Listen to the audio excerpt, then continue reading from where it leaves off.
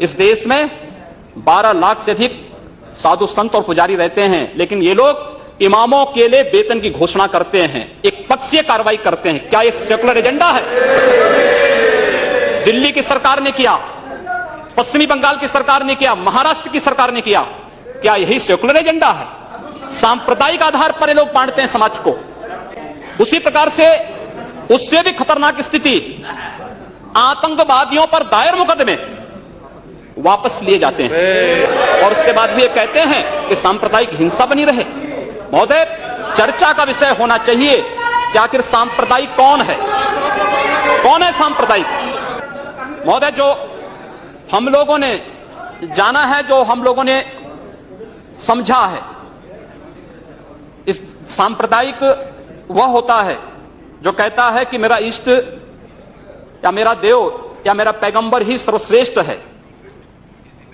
उसके मानने वालों को तो जीवित रहने का अधिकार है, शेष को नहीं। मुझे लगता है वह सांप्रदायिक है। हिंदू जीवन दर्शन कभी इस बात की इजाजत नहीं देता। जियो और जीने दो पर विश्वास हमारा दर्शन करता है।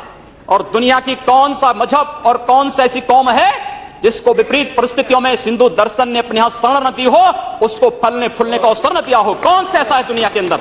लेकिन आज जिस हिंदू दर्शन ने सबको शरण दी, सबको फलने फूलने का भरपूर अवसर दिया, आज जब उसी के खिलाफ षड्यंत्र होना प्रारंभ होता है तो उसे एकजुट होना तो पड़ेगा ही। और मुझे लगता है इन लोगों के कर्मों का फल है कि पूरे देश का हिंदू जनमानस आज इस बात के लिए तैयार हो रहा है कि उसके खिलाफ आज शासन तंत्र से जो षड्यंत्र हो रहे हैं उसका जवाब अपने स्तर पर देना ही पड़ेगा। और आज वही स्थिति सामने आई है। महोदय, मैं पूछना चाहता हूं इन लोगों से, जब भारत का मुसलमान हज यात्रा करने के लिए जाता है, महोदय, जब हज यात्रा करने के लिए जाता है, उसकी पहचान कब भारतीय के नाम पर नहीं, पाकिस्तानी के नाम पर नहीं, बांग्लादेशी नाम पर नहीं, भारतीय उपमहाद्वीप का जो भी मुसलमान हज यात्रा करने के लिए जाता है उसकी पहचान हिंदू नाम पर होती है, उसकी पहचान भारतीय, पाकिस्तानी या बांग्लादेश के नाम पर नहीं। लेकिन अगर उसी हिंदू पहचान को हम इनके ऊपर यहां पर लागू करने का प्रयास करते हैं, इनको बुरा लगता है। हिंदू सांप्रदायिकता नहीं, हिंदू राष्ट्रीयता का प्रतीक है। और भारत की राष्ट्रीयता का प्रतीक हिंदुत्व को बदनाम करोगे, उसकी कीमत चुकानी पड़ेगी इन लोगों को। और इसलिए महोदय, मैं आप सबके आपके माध्यम से एक बार कहना चाहता हूं। महोदय, एक बार गुरुदेव रविंद्रनाथ टैगोर ने कहा था, गुरुदेव रविंद्रनाथ टैगोर ने एक बात कही थी। उन्होंने कहा था, अगर भारत को समझना है, बैठ गए आप, अगर भारत को समझना है तो मैं भारतीय अस्मिता को पहचानना पड़ेगा। और भारतीय अस्मिता को पहचानना है तो स्वामी विवेकानंद के बारे में आप जान लीजिए। स्वामी विवेकानंद ने एक बात कही थी कि गर्व से कहो हम हिंदू हैं। स्वामी विवेकानंद ने एक बात कही थी कि गर्व से कहो हम हिंदू हैं। स्वामी विवेकानंद तो सांप्रदायिक नहीं थे, स्वामी विवेकानंद तो किसी पार्टी के नहीं थे। स्वामी विवेकानंद ने तो भारत का प्रतिनिधित्व किया था पूरी दुनिया के अंदर। और दुनिया के अंदर जो हिंदू आज पूरे देश के अंदर, पूरी दुनिया के अंदर अपनी सहिष्णुता के लिए पहचाना जाता था, आज उस हिंदू के साथ किस प्रकार का व्यवहार किया जा रहा है, वह कश्मीर से विस्थापित होता है, उसे कश्मीर से निकाला जाता है।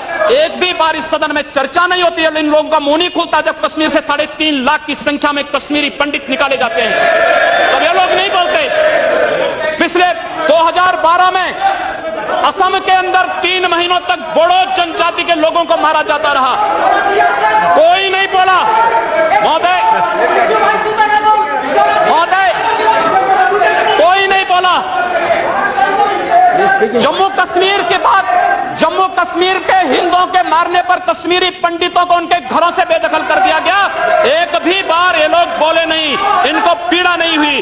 दुनिया के अंदर ये अपने आप में बिरला उदाहरण था जहां पर अपने ही देश में अपने ही जानने वाले लोग विस्थापित होकर के खाना बदोश की जिंदगी जी रहे हैं। उस शर्मनाक घटना की निंदा एक भी बार इन लोगों ने नहीं की। मुंबई के दंगों पर ये लोग मौन रहे।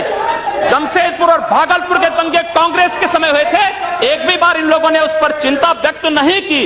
और तो और 1984 में इस देश के अंदर जिन सिख गुरुओं का योगदान इस देश को बचाने और इस देश की धर्म और संस्कृति, इस देश के समाज को बचाने में बहुत महत्वपूर्ण थी, उन सिखों के कत्लेआम पर भी इनको शर्म महसूस नहीं होती है। और आज लोग इस देश के अंदर इनका पूरा